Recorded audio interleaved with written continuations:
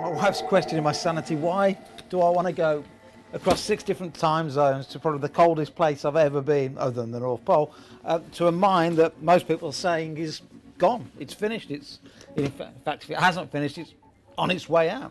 And kind of that is the point. I need to go, I need to see it, because nobody's ever been, nobody's ever filmed it, no Westerner's ever taken a photograph of the mine. I need to know what the truth is. And normally, if I've not been somewhere, one of my team have, or some close friends have, none of us have, so it's important that somebody's there, documents it, and sees what Cromediopside is really all about.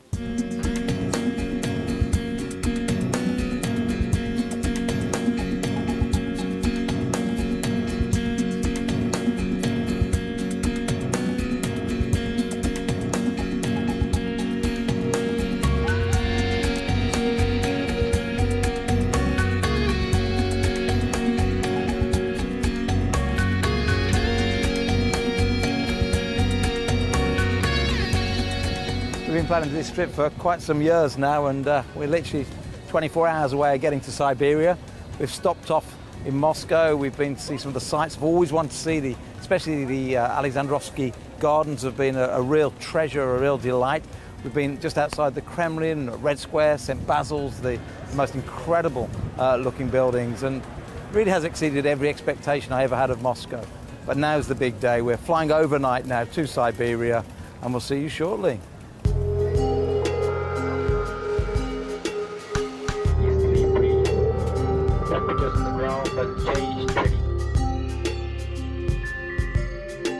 So from the airport to Aldan was about a 5-hour drive. We just dropped the luggage off, brushed the teeth because we've been travelling for almost 24 hours, and now about a 2-hour drive from Aldan up to the mine. And dirt track come tarmac, tarmac come dirt track. And as Eugene said, it's not roads, just directions. During the long car journey, I was reflecting on how many amazing different gemstones come from this wonderful country. And what have you got here? Yeah. This is not from the mine. Not. No. It is different region Okay. of our big country. Okay. It is atrophalite. Oh, right, okay. Yeah, it is. I've never seen it in the rough before. Wow. Yes, it is very wonderful mineral, and this mineral deposits of this mineral is on the north of our country, northeast of our country, on the Baltic Sea shore. Oh, wow. This is charoite. Charoite, yeah. Charoite. I love this gemstone. On the north, it is not far from Cromediopside, Inagly deposits. Yeah. On the south of Yakutia, Yakutia, on the river of Chara, and this mineral, this rock was named charoite. We stopped off in the Zahat Yakutia region to take a look at some amazing pieces of charoite. This is a fantastic location where we get this incredible gemstone from. The actual region is known as Zahat Yakutia, famous for this incredible gemstone. Its colours are this mauve, almost amethyst purple, deep purple, but it's got these lovely feathery veins, and it's a gemstone we don't see very often on television, but when we do see it, try and get hold of it. Seeing these amazing gemstones and where they come from was an absolute joy. And again, it was something that not anyone I know of in the industry has had the pleasure of seeing with their own eyes. But the best was yet to come. We set back off to continue to the Cromediopside mine. On the way, Eugene wanted to give me the opportunity to see the entire landscape and explained how the land had been mined before. The area is known as the Inagly Massif, and mining activity here has been very high in the past for many other minerals. So we're getting close to the mine now, and you showed me a little early on your lovely drawing, so maybe talk me through it in a bit more detail. Okay, I'll explain you. In this draft you can see dunite intrusive, named as Inagly Massif in Russian. Very famous because it is source of platinum. Platinum as well? Platinum, wow. Yes. Okay. And on the border is alkaline gabbroid. Okay.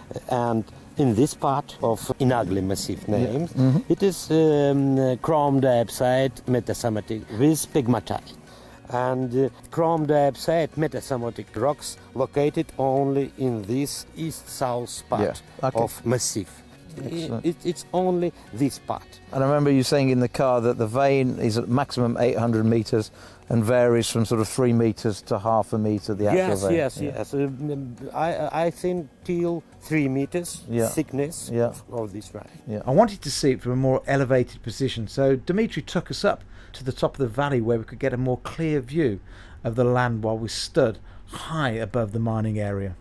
Dimitri was just explaining that the valley floor was where the platinum was. Yeah. And the only place in the valley is in right of and left of valley. It is only Cromediopside bodies. Just that one small area here. Yes.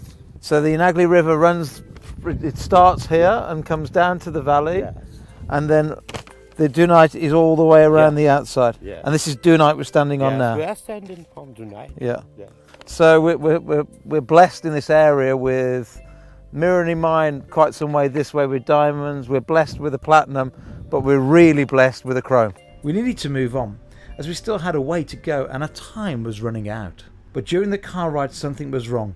Dimitri seemed to be unsure about allowing us to film at his mine. Even with my limited knowledge of Russian, I understood the conversation between Eugene and Dimitri, and it wasn't going well. I pleaded my case to Eugene, who translated to Dimitri, and finally I think he understood what we were trying to achieve. It was a huge relief, as to have come this far and not be able to share with you what we had seen would have been a huge disappointment. But after a long journey and much conversation, we finally arrived. I didn't know what to expect, but as we got out the car and began walking, we rounded a corner and there in front of us was this.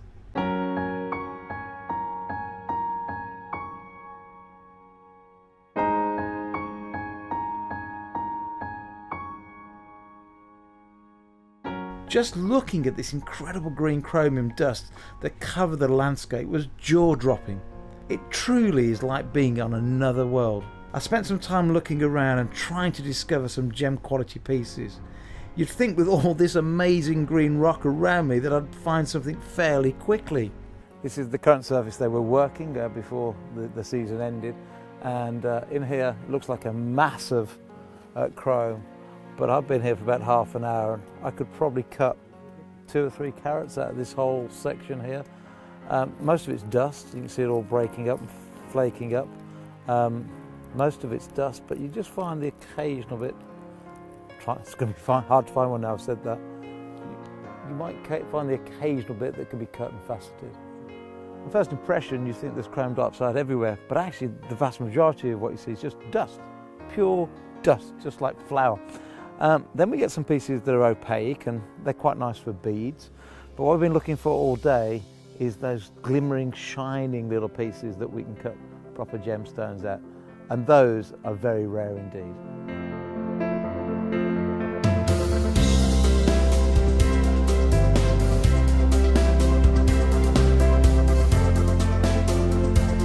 Our time here was very short and our trip had come to an end. We were grateful that we were allowed to visit the mine at all and take away these stunning images. It's a reminder that these precious gemstones come from some of the most beautiful and remote locations on Earth. Sad that the journey was over, but delighted with the memories and experience that will live with us forever. Much like the precious chrome diopside from Russia.